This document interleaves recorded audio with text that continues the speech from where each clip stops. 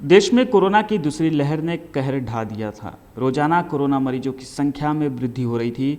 Corona की दूसरी लहर अभी खत्म भी नहीं हुई है कि तीसरी लहर की आशंका व्यक्त की जाने लगी है। इसके विपरीत धनी आबादी वाले मुंबई शहर में कोरोना की तीसरी लहर का खतरा बेहद कम रहेगा।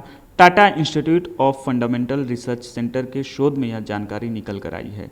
TIFRS ने यह रिपोर्ट जारी किया है। रिपोर्ट में कहा गया है कि लगभग 80% मुंबईकर कोरोना के संपर्क में आ चुके हैं। इसलिए कोरोना की तीसरी लहर का तुलनात्मक रूप से खतरा बहुत कम रहेगा।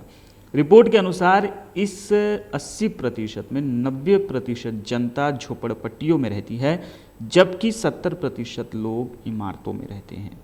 विशेषज्ञों ने चिंता जताई है कि तीसरी लहर सितंबर में आ सकती है। तीसरी लहर छोटे बच्चों के लिए घातक साबित हो सकती है।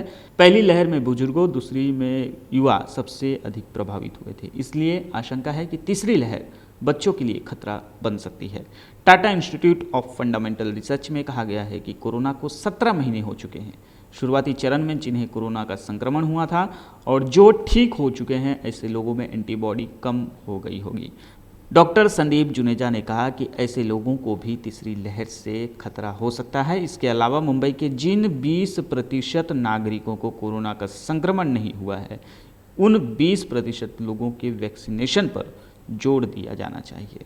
रिपोर्ट में बताया गया है कि 90% में से लगभग 10% नागरिकों को यदि कोरोना हुआ, वे पहले से ठीक हुए थे, दोबारा वैसे ठीक हो सकते हैं। कोरोना के 3 वेरिएंट तीसरी लहर के लिए कारक हो सकते हैं। नया वेरिएंट डेल्टा प्लस और कोविड रोधी वैक्सीन का प्रभाव, राज्य में कोरोना प्रतिबंधों में दी गई ढील और उससे होने वाली भीड़, इसके अलावा लोग कोरोना नियमों का कितना पालन करते हैं, यह तीसरी लहर आने पर निर्भर करेगा। कोविड टास्क फोर्स के प्रमुख डॉक्टर संजय ओक का कहना है कि लोग अब भी कोविड नियमों का सही से पालन नहीं कर रहे हैं। डेल्टा प्लस वेरिएंट का खतरा बढ़ रहा है।